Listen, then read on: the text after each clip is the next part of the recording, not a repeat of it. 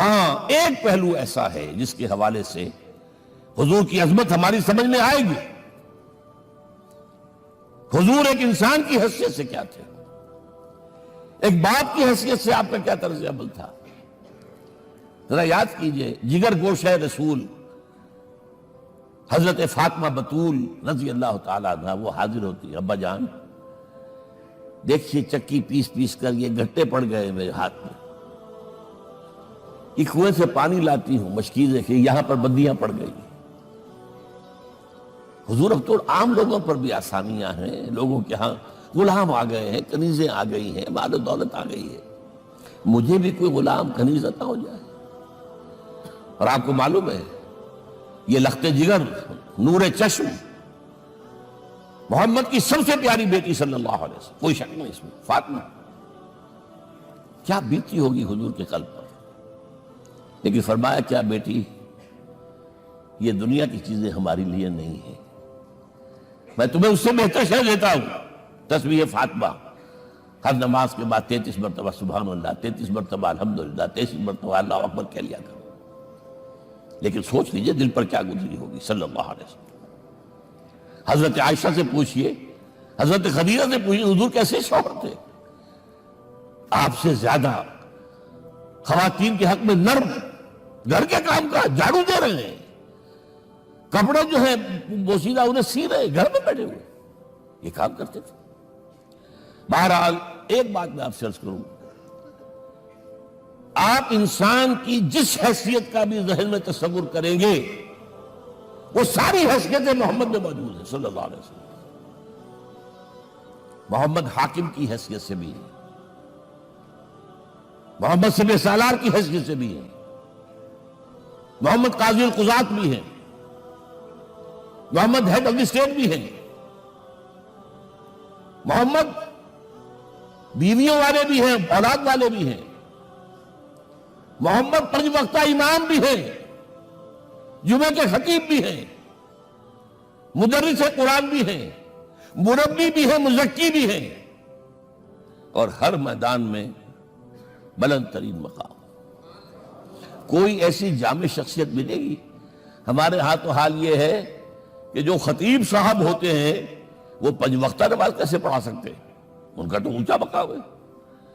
5 وقتہ نماز کے لیے تو علیحدہ چاہیے امام آپ کو، اور وہاں بھی ایک امام سینئر ہوگا وہ عشاء مغرب اور فجر پڑھائے گا، ایک جونیئر ہوگا بیچارہ وہ جو خاموش نماز ہے وہ پڑھائے گا. 5 وقتہ نماز پڑھا رہے ہیں محمد صلی اللہ علیہ وسلم، اور خطیب بھی وہی ہے، مربی بھی وہی ہے، مزکی بھی وہی ہے.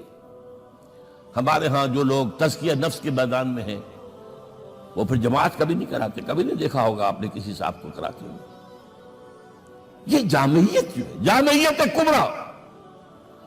پہلی بات تو یہ نوٹ کیجئے، حضور انتہائی غیور انسان تھے، انتہائی غیور.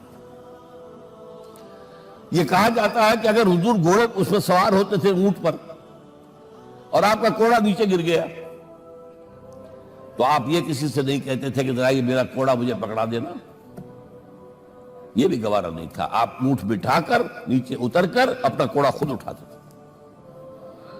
کسی سے اپنے ذاتی کام کے لیے کوئی مدد مانگنا امکان ہی نہیں. بلکہ ایک واقعہ تو وہ ہے جب بھی میں تذکرہ کرتا ہوں میری آنکھوں میں آنسو آ جاتا ہے. یہ ہجرت کے وقت کا واقعہ ہے.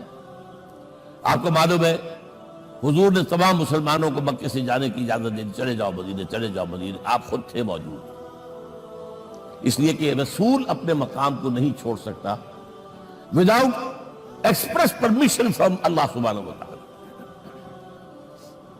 اب حضرت ابوبکر پوچھ رہے ہیں حضور اجازت آ گئی؟ نہیں آئی. آ گئی؟ نہیں آئی. دن گزر رہے ہیں. حضرت عائشہ کی روایت ہے کہ ایک روز ہم نے دیکھا دوپہر کے وقت آ رہے ہیں حضور، کپڑے سے اپنا سر جو ہے ڈھانپا ہوا ہے. عرب میں دوپہر کے وقت وزٹ کرنا جو ہے یہ ان کے خلاف دستور ہے، ان کی تہذیب کے خلاف ہے. یہ قیلولے کا وقت ہوتا ہے. تو حیران ہوئے. آتے ہی فرمایا ابوبکر ہجرت کی اجازت ہو گئی. اب انتہائی خوشی سے اور بڑی امید میں کہ بڑی شاباش ملے گی حضرت ابوبکر فرماتے عرض کرتے ہیں حضور میں نے 2 اونٹیاں تیار کر رکھی ہیں، خوب کھلا پلا کے انہیں فرما کیا ہوا ہے. یہ ہجرت میں ہمارے کام آئے گی؟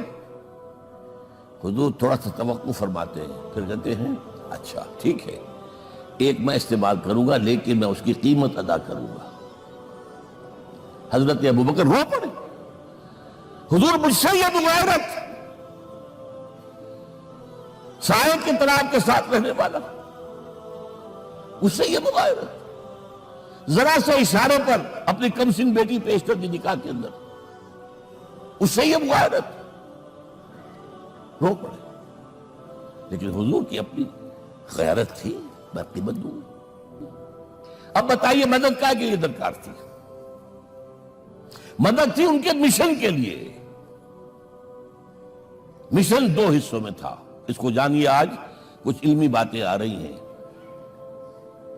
حضور کے مشن کے دو حصے، ایک ابتدائی جو تمام انبیاء اور رسول کا تھا، ایک تکمیلی جو صرف محمد کا صلی اللہ علیہ وسلم۔ ابتدائی کیا ہے؟ اللہ کی طرف دعوت، تبلیغ۔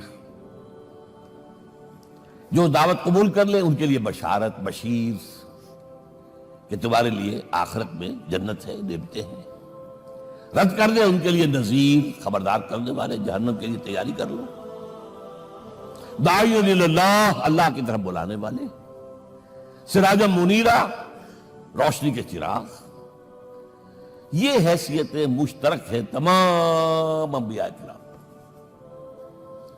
تمام انبیاء بشیر بھی تھے، نذیر بھی تھے، داعی بھی تھے، سراج منیر بھی تھے، اگرچہ ان تمام حیثیتوں میں بھی حضور کا سب سے اونچا مقام علیحدہ نمایاں ہے، لیکن حیثیتیں بنیادی طور پر مشترک ہے۔ ایک حیثیت تکمیلی، اور وہ کیا ہے؟ اے نبی، جو دین آپ کو دیا گیا ہے صرف تبلیغ نہیں، صرف تعلیم نہیں، اس کو قائم کر کے دکھاؤ ایک نظام زندگی کی حیثیت سے۔ 3 مرتبہ قرآن میں یہ الفاظ حضور کے لیے آئے ہیں، هو الذی ارسل رسولہ بالہدی ودین الحق لیظہرہ علی الدین کلہ۔ 3 دفعہ سورہ توبہ میں یہ الفاظ آئے، سورہ صف میں یہ الفاظ آئے، سورہ فتح میں یہ الفاظ آئے۔ وہی اللہ جس نے بھیجا ہے اپنے رسول کو صلی اللہ علیہ وسلم، الہدا، قرآن حکیم، ہدایت کاملہ، اور نمبر 2 دین حق۔ یہ 2 چیزیں دے کر بھیجا، کس لیے؟